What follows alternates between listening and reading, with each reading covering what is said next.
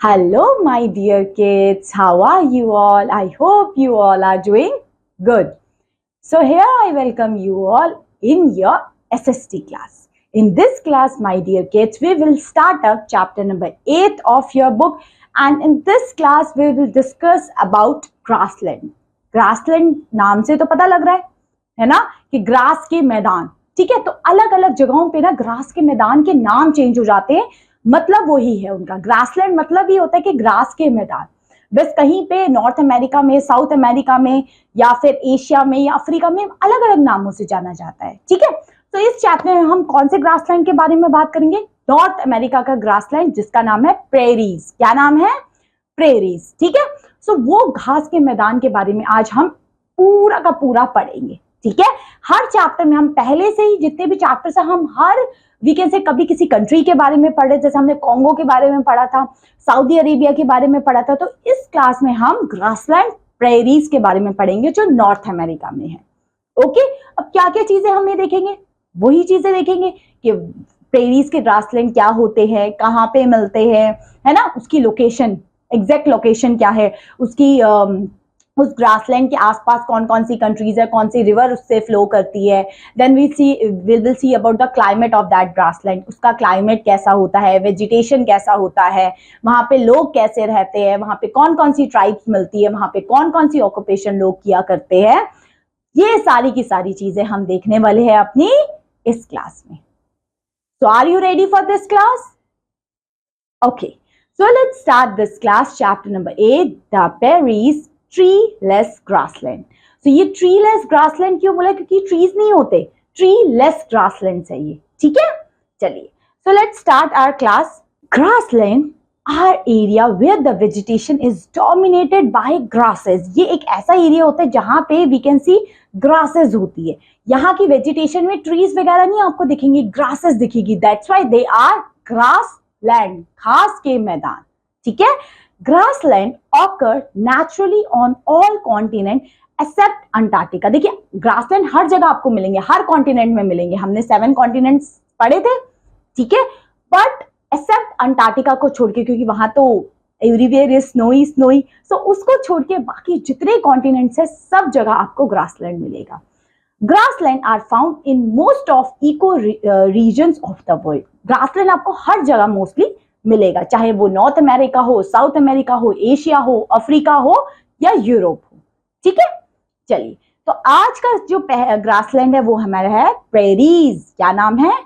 Prairies. Okay, the prairies are the grassland of North America. कहाँ का grassland है ये? नॉर्थ अमेरिका का. They are vast treeless plains that stretch across the center of USA and Canada. ये आपको पूरा का पूरा, अगर मैं आपको पार्ट दिखाऊं, ये जो दिख रहा है आपको नॉर्थ अमेरिका का पार्ट, ये रेड कलर का, मैं आपको पेंसिल से दिखाती हूँ. ये रहा, देखिए ये वाला पार्ट जो नॉर्थ अमेरिका का ये पार्ट है, यहाँ आपको मिलेगा. और यूएसए एंड कनाडा का एरिया ये कवर करता है. Getting my point? ओके, तो ये आपको मिलेगा कौन से कॉन्टिनेंट में? नॉर्थ अमेरिका में. Okay, so this region is in the temperate zone between the Tropic of Cancer and the Arctic Circle. So ये temperate zone में पड़ेगा. ये आपका torrid zone नहीं है. हमने 3 जोन पढ़े थे, torrid zone, temperate zone and fridge zone. तो ये आपको temperate zone का एरिया होगा between Tropic of Cancer to Antarctic. 23.5 north से लेके 66.5 नॉर्थ तक का जो एरिया है, उधर आपको ये ग्रासलैंड मिलेंगे. ठीक है, चलिए. So this region is in the temperate zone between the Tropic of Cancer and the Arctic Circle. Prairies is a French word for grassland. ये एक French word है, prairies. ठीक है? This have an extreme type of climate, that is the summer are very hot and the winters are very cold. So जो temperate area के जितने भी countries होती है ना, वहाँ पे ऐसा ही होता है. वहाँ summers बहुत ज्यादा गर्मी वाली होती है and winters उतनी ही ज्यादा ठंड वाली होती है. Trees do not grow as the rainfall is less. यहाँ पे बारिश कम होती है, इसलिए यहाँ पे वेजिटेशन इतना नहीं मिलेगा, और वी कैन से ट्रीज नहीं मिलेंगे, इसलिए यहाँ पे ग्रासेस ग्रो करती है. ग्रासलैंड है ये. ठीक है। The whole land was once covered in the dense and tall grasses but now it is the biggest wheat growing region in the world. देखिए पहले वहां पे ग्रासेस टॉल टॉल ग्रासेस थी, बट अब ये जो पेरीज आपका नॉर्थ अमेरिका का, ये व्हीट प्रोडक्शन के लिए बहुत फेमस हो गया है। ये बिगेस्ट व्हीट ग्रोइंग रीजन बन गया है पूरे वर्ल्ड में। कौन? पेरीज, ठीक है, नॉर्थ अमेरिका का एरिया। सो आपको ये पता लगा पहले पेरीज की लोकेशन क्या है, कौन कौन सी कंट्रीज में है, एंड यहाँ पे क्या ग्रो किया जाता है। ओके, चलिए। This area has two great river flowing through it. यहाँ पे दो रिवर्स फ्लो करती है, मिसिसिपी एंड मिसोरी। ये दो रिवर है, ये यूएसए की रिवर है, ठीक है। यहाँ पे ये दो रिवर्स आपको मिलेगी, कौन कौन सी? Mississippi and Missouri. Okay, water from these river help to irrigate the land. यहाँ का जो पानी है, इन रिवर्स का पानी यूज किया जाता है फॉर इरिगेशन में। The main city in the area is Chicago. यहाँ की मेन सिटी कौन सी है? यहाँ पे Chicago. Okay, it is situated at the eastern edge of the prairies. So prairies के ईस्टर्न एज, ईस्टर्न हमें पता है आपका राइट साइड, वेस्टर्न होगा तो लेफ्ट साइड, नदर्न होगा तो upper most side, and bottom होगा आपका साउथ साइड, ठीक है। तो ये आपको मिलेगा कहाँ पे? ईस्टर्न एज में मिलेगा। Okay, now there are grassland in many parts of the world. ऐसे ही हमारे पूरे के पूरे वर्ल्ड में बहुत अलग अलग ग्रासलैंड है, अलग अलग नेम से जाने जाते हैं। These grasslands have different names in different parts of the world, such as steppes in Asia, pampas या pampos in South America, wells in Africa, and downs in Australia. ये कुछ grassland हैं। This is important one, ये आपको पता होना चाहिए कि जो आपका स्टेपीज है, पैम्पोज है या पैम्पेज है, वेल्स है, वेल्स अफ्रीका का है, डाउन्स ऑस्ट्रेलिया का, ये पता होना चाहिए। ग्रासलैंड कहाँ के? आपने पेरीज तो पढ़ लिया कि नॉर्थ अमेरिका का है, बट आपसे वेल्ड कोई पूछेगा तो आप क्या कहेंगे? अफ्रीका है। स्टेपीज पूछेंगे तो एशिया, ठीक है। सो एशिया, हम कॉन्टिनेंट में रहते हैं तो हमारे कॉन्टिनेंट का ग्रासलैंड तो पता होना चाहिए, है ना। So India is situated in Asia continent, so you have to know about the grassland of Asia. Okay, चलिए। Now we will see about the climate. यहाँ पे क्लाइमेट कैसा होता है, ठीक है। The prairies of North America has a temperate climate. यहाँ का क्लाइमेट टेम्परेट होता है, मीन्स ना ज्यादा गर्म ना ज्यादा ठंडा, ठीक है। It is hot in summers and cold in winters. यहाँ पे क्या होता है? समर्स में हॉट होता है बेटा, और विंटर्स में कोल्ड होता है। हमने अभी देखा कि पेरीज में आपको टेम्परेट टेम्परेचर मिलेगा, ठीक है, जिसमें इसका मतलब होता है कि समर्स में बहुत ज्यादा गर्मी, विंटर्स में उतनी ही ज्यादा ठंड। This area experience snowfall in winters. यहाँ पे विंटर्स में स्नोफॉल भी होती है, क्योंकि विंटर्स में उतनी ही ठंड होती है जितनी गर्मियों में गर्मी पड़ती है। There is a moderate amount of rainfall, or we can say there is a moderate amount of rain, and this usually falls in spring after the end of winter. यहाँ पे रेनफॉल ठीक ठाक होती है, ज्यादा नहीं होती है। The summer is hot but not as hot as the India or equatorial region. देखिए यहाँ पे समर्स में गर्मी जरूर होती है, बट उतनी गर्मी नहीं होती जितनी इंडिया में पड़ती है और जितनी आपकी इक्वेटोरियल रीजन में होती है, और we can say torrid region में होती है, उतनी गर्मी नहीं पड़ती। Getting my point? ओके, तो ये आपको टेम्परेचर पता लग गया। टेम्परेट इसका क्लाइमेट रहता है, ना ज्यादा गर्मी ना ज्यादा ठंड।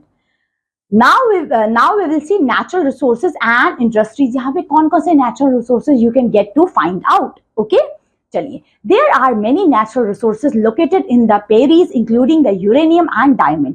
यहाँ यूरेनियम आपको एंड डायमंड मिलेगा। Natural gas is also found here. Natural gas भी आपको यहाँ मिलेगी। Coal and oil are mined in large quantities. यहाँ पे coal and we can say oil आपको मिलेगा काफी अच्छी अमाउंट में। So यूरेनियम मिलेगा, डायमंड मिलेगा, coal मिलेगा and oil मिलेगा, ठीक है। The Peris also have flour mills and meat packing unit where many peoples are employed. यहाँ meat packing की भी पूरी इंडस्ट्री सेटअप है, ठीक है। Some of the important cities of the region include Chicago, Texas and Colorado, ठीक है। Colorado, Chicago and taxa भी यहाँ पे कुछ मेन सिटीज है जो पेरीज के नियर बाय है। तो मेन यहाँ पे यूरेनियम मिलता है, डायमंड मिलता है, मीट का प्रोडक्शन होता है, कोल मिलता है, ऑयल मिलता है, ये सब मिलता है। Now we will see life of people. यहाँ के लोग कैसे रहते हैं। The prairies are known as wheat basket of the world because farmers have converted the grassland into farmland. देख सकते हो वहां के लोग नॉर्थ अमेरिका के लोगों ने उस लैंड को कन्वर्ट कर दिया एज अ फार्म लैंड में, जो grassland is converted into farm land. यहाँ पे अब प्रोडक्शन होने लग गया, वो भी किसका? व्हीट का. ठीक है. Farmers grow enough wheat not only for their own country but also for the other country as well as. देख रहे हो, एक्सपोर्ट भी कर रहे हैं वो लोग. अपनी कंट्री के लिए तो कर ही रहे हैं वो लोग प्रोडक्शन, बट एक्सपोर्ट के लिए भी इतना वो लोग ग्रो कर पा रहे हैं. ठीक है. The farmer who live here are well off. They have huge farms. इनके बहुत बड़े बड़े फार्म्स होते हैं, उनमें ये ग्रो किया करते हैं. The machines are of great help to the farmer in cultivating such a huge farm. यहाँ की मशीनरीज भी बहुत अच्छी होती है जो उनको ये प्रोडक्शन करने में हेल्प करती है. क्या प्रोडक्शन? व्हीट का. Getting my point? Okay. All the work of plucking of the land, sowing of the seed, replanting the crop, threshing and packing is done with the help of machines. यहाँ पे बड़ी बड़ी machines होती है. As we know, European countries में और we can say foreign countries में जितनी भी फार्मिंग की जाती है, एग्रीकल्चर होती है, सब मशीन से होती है. इसलिए उनका product we can say output बहुत ज्यादा होता है एंड उनकी क्वालिटीज अच्छी होती है. ठीक है. तो यहाँ पे जितना भी काम होता है ना बेटा, मशीनों से होता है. The work is done very quickly. यहाँ पे काम बहुत जल्दी से होता है क्योंकि सारी मशीन्स का यूज कर रहे हैं हम लोग, है ना. Apart from wheat, farmer also grow barley, rye, oats and flax. ये भी कुछ चीजें वो लोग ग्रो किया करते. व्हीट तो करते ही हम, ऐसा नहीं वो कंट्री पूरी व्हीट पे ही डिपेंडेंट हो जाए, नहीं, उन्होंने और भी चीजों को ग्रो किया हुआ है. अब आप देख सकते हैं किस तरीके से यहाँ के लोगों ने उनके ग्रासलैंड को कन्वर्ट कर दिया फार्म लैंड में और यहाँ पे प्रोडक्शन शुरू करती है ना. The farmers live by luxury homes and they have their own cars and van for going to nearby towns to buy the necessities. यहाँ के farmers are very rich. They have their cars and vans, so they use their vehicles for their transportation or something like that. If they want something, so they can go with their cars and vans. Okay. The western part of the prairies is not fertile. It is important कि western part जो prairies grassland का है ना, वो इतना fertile नहीं है. Eastern घाट तो है, eastern region उस prairies का, but western नहीं है.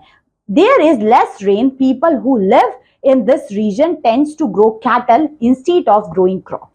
यहाँ पे जो वेस्टर्न रीजन है आपका पेरीज का, वो इतना फर्टाइल नहीं है क्योंकि वहां रेनफॉल नहीं होती, तो वहां पे कोई ग्रोइंग नहीं करते. वहां पे लोग क्या करते हैं, कैटल को वो ग्रो करते हैं, मींस डोमेस्टिकेशन करते हैं एनिमल्स का इंस्टीड ऑफ फार्मिंग, क्योंकि वहां फार्मिंग ही नहीं हो पाती क्योंकि सॉइल अच्छी नहीं है. देखिए, फार्मिंग उसी जगह हो सकती है जहाँ की सॉइल अच्छी हो, जहाँ की सॉइल फर्टाइल हो. Okay. They have huge estates called ranches. उनके पास क्या है, रेंचेस होते हैं. The cattle here gauge in the open grassland. इनके क्या होते हैं, बड़े बड़े ग्रासलैंड्स होते हैं, तो इनकी कैटल भी अच्छे से वहां पे ग्रेस कर पाती है. Okay. Big dairies farm have huge shell equipped with machineries which does all the milking and storing of milk products. अच्छा, अब यहाँ पे कैटल का रियरिंग करते हैं, मीन्स कैटल को ये लोग वी कैसे डोमेस्टिकेशन करते हैं उनका, तो इनसे दूध लेते हैं एंड उनके पास बहुत बड़ी बड़ी मशीन है जिनकी वजह से वो लोग दूध की प्रोसेसिंग करते हैं एंड उनको स्टोर करके रखते हैं. Okay. So the cattle are also rear for beef. Beef को भी करते हैं वो लोग. ठीक है. Chicago is the important centre for the meat products. Chicago एक इंपॉर्टेंट सेंटर है फॉर द मीट प्रोडक्ट्स का. Beef from America is exported to the other countries in Europe. देखिए, जो यहाँ पे बीफ होता है वो एक्सपोर्ट भी किया जाता है यूरोपियन कंट्रीज में अमेरिका से. Since most of the work on farm and ranches is done by the machines, very few people live on the farm. Most people live in big cities where they work in factories or offices. देखिए, यहाँ पे सारा काम machine से ही होता है, इसलिए ज्यादा लोगों की जरूरत फार्म में होती नहीं है, इसलिए ज्यादातर लोग सिटीज में रहते हैं वहां पे. Okay. Getting my point. So this chapter is related to whole about Prairies grassland. किस तरीके से उस ग्रासलैंड को आज के टाइम पे लोगों ने व्हीट को प्रोडक्शन करना शुरू किया, वहां पे क्लाइमेट कैसा होता है, वहां पे लोग कैसे रहते हैं, ठीक है, वहां पे कौन कौन सी इंडस्ट्रीज आपको मिलती है, ये सारी चीजें हमने देखी. Now this thing is clear to you? Okay, this chapter is okay. Now we will see some question and answers to see कि कितना आप लोगों को अच्छे से समझ में आया. Try to give answer of all these questions. Okay? चलिए फर्स्ट क्वेश्चन है, सबसे पहले तो आपके एमसीक्यूज आ जाते हैं, ये आपके लिए सबसे इजी पार्ट होता है। फर्स्ट है the temperate grassland of North America are known as prairies. नॉर्थ अमेरिका के ग्रासलैंड को क्या कहते हैं बच्चों? Prairies. Second, prairies of North America are also known as the, क्या कहते हैं? Sea of grass, sea of hill, sea of flatland, sea of woodland. Sea of hills, क्या हमने अभी ये डिस्कस भी किया, मैंने शायद आपके लिए लाइन भी लगाई होगी, यहाँ अंडरलाइन कर देती हूं मैं वैसे तो, ठीक है। So it is mentioned here, okay? So you can find it out, okay? मैंने यहाँ पे हाईलाइट जरूर किया होगा, okay? चलिए नेक्स्ट लिखा है which grassland are known as wheat basket of the world. Wheat basket किसको कहते हैं? पेरीज को कहते हैं, okay. Option A is correct. Fourth, the main city of the America of prairies. कौन सी मेन सिटी है यहाँ पे? Chicago, okay. चलिए फिल इन द ब्लैंक्स हो गया। Beef from America is exported to Europe countries. Export किया जाता है बीफ अमेरिका से यूरोप कंट्रीज में। Prairies have and fill in the blank type of climate. वहां का क्लाइमेट कैसा है? टेम्परेट क्लाइमेट है। Summers are hot and winters are cold, but summers are not hot as the equatorial region summer, okay. Next, prairies are vast grassland plain. Grassland के plains होते हैं, घास के मैदान। The western part of prairies is not fertile. जो western part जो prairies का वो फर्टाइल नहीं है ना इतना, वहां पे सॉइल इतनी फर्टाइल नहीं है, वहां रेनफॉल नहीं होती, इसलिए वहां पे फार्मिंग नहीं की जाती। Next, grassland in South America are called. Grassland, South America के ग्रासलैंड्स को क्या कहते हैं? We discuss Pampas, okay. Pampas या पैम्पोज कहते हैं, ठीक है। Next, the vast estates of cattle rearing is known as ranchers. इसको रेंचर्स कहते थे, जहां पे कैटल से एक साथ उनका किया जाता था, है ना। तो ये हो गया। अब चलिए, who am I? I am the grassland of Australia, it's known as downs. Downs बोलते हैं grassland. I am the river flowing from prairies. Prairies से कौन सी रिवर फ्लो होती थी? मिसिसिपी एंड मिसोरी, ठीक है। Next, I am the main city in prairies. Prairies में main city कौन सी थी? Chicago, okay. Next, I am a huge cattle farm. Huge cattle farm कहां पे था? ये देखिए, ये देखिए, वी विल डिस्कस। ये रहा, it's known as ranches. Getting my point? So जितने भी मैंने हाईलाइट लगाए ना, जैसे इसको व्हीट बास्केट बोलते हैं, यहाँ की सॉइल फर्टाइल नहीं है, दैट इज वेस्टर्न पार्ट इधर की, ये सब इंपॉर्टेंट है। यहाँ का टेम्परेट क्लाइमेट है ना। यहाँ पे कोल माइंस है, यहाँ पे मीट की पैकिंग होती है, यहाँ पे स्टीप्स एंड पैम्पोज। ये देखो, ये सब मैंने हाईलाइट किया। ये क्यों किया? क्योंकि इसी से ही क्वेश्चन बने हैं, ठीक है। चलिए, I am the wheat basket of India is known as prairies, okay. चलिए, अब ये तो मैचिंग आपके लिए इजी पीजी हो गई। बताइए, चलिए, पेरिस कहाँ के ग्रासलैंड है? It's north America. स्टीप्स कहाँ के ग्रासलैंड्स हो जाएंगे? It's Asia, okay. So Asia के। डाउन्स अभी देखा हमारे कहाँ के हैं? ये हमारे ऑस्ट्रेलिया के हैं। वेल्स कहाँ के हैं? ये हमारे अफ्रीका के हैं। एंड साउथ अमेरिका के पैम्पेज। Getting my point? चलिए, अब यहाँ पे rewrite the following statement after correcting them. यहाँ पे कहीं मिस्टेक्स है, आप उसको करेक्ट करिए। जैसे फर्स्ट बोला है the prairies are the wasteland. Wasteland थोड़ी ना, तो ग्रासलैंड है नॉर्थ अमेरिका के। सो जो वेस्टलैंड वर्ड है ना, वो गलत लिखा है, तो वेस्टलैंड की जगह आपने ग्रासलैंड लिखना पड़ेगा। तो आप पूरी स्टेटमेंट कैसे लिखोगे? The prairies are the grassland of North America. So prairies grassland है नॉर्थ अमेरिका के। Next, the grassland are called wells in Australia. नहीं, वेल्स नहीं कहते, डाउन्स कहते हैं। ऑस्ट्रेलिया के जो ग्रासलैंड्स होते हैं उसको तो डाउन्स नाम दिया था, DOWNS, downs. Third, the prairies are called rice basket, no, wheat basket of the world. Prairies को व्हीट बास्केट के नाम से जाना जाता है। Next, fourth, chickens from America is exported to the other countries. और चिकन्स नहीं, beef, beef, okay. The dairy farm are ill equipped, नहीं, पूरा का पूरा इक्विप्ड। डेयरी फार्म उनका बहुत इक्विप्ड था with lots of technologies, machineries are there in their farm. Next, the work on ranches is done manually, नहीं, machinery से किया जाता है, मशीन से किया जाता है, ठीक है। Chicago is the important centre for rearing kettles. Rearing kettles नहीं, मीट प्रोडक्शन के लिए फेमस है। तो ये आप जो मैंने क्रॉस किया, इसकी जगह सही स्टेटमेंट लिख लोगे। आई एम गारंटिंग कि आप लोग लिख लोगे, क्योंकि आपने ये चैप्टर इतने अच्छे से जो पढ़ा है, so you can do it. I have 100% surety, okay. चलिए, now some question and answer part. Why the Peris are called wheat basket of India? Because in Peris there are the huge production of wheat is there, so that's why the Peris grasslands are known as wheat basket of the world. Next, second, how do the machine help in farming? the machine help in farming in just a way like that. With the help of machinery, they can increase their productivity. They can, we can say, increase their output also. They less employees are required in these things if the machines are available. So these are the benefits of machines. What river flowing through prairies? Mississippi and Missouri. Next, what are ranches? बता देंगे, cattle rearing के लिए थे.